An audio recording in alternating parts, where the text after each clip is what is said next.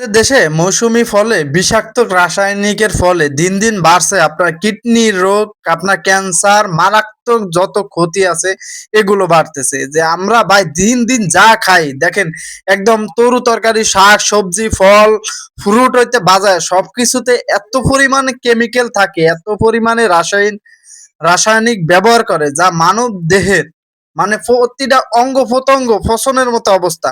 দেখেন যে এশিয়া মহাদেশের মধ্যে আমার মনে হয় যে বাংলাদেশের সবচেয়ে বেশি হসপিটাল বেশি।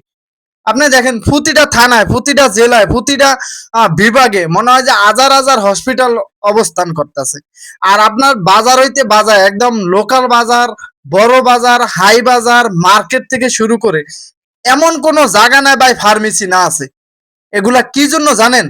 শুধু এই রাসায়নিক যুক্ত খাবার খাওয়ানোর জন্য।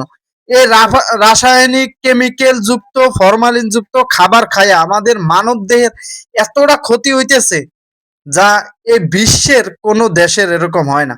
বিশ্বের কোনো দেশে এত পরিমাণে হসপিটাল নাই যা বাংলাদেশে আছে।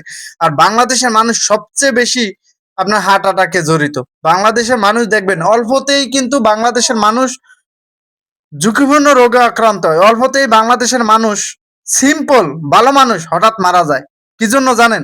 এই শুধুমাত্র এই রাসায়নিক, এই ফরমালিন যুক্ত খাবার খাওয়ানো।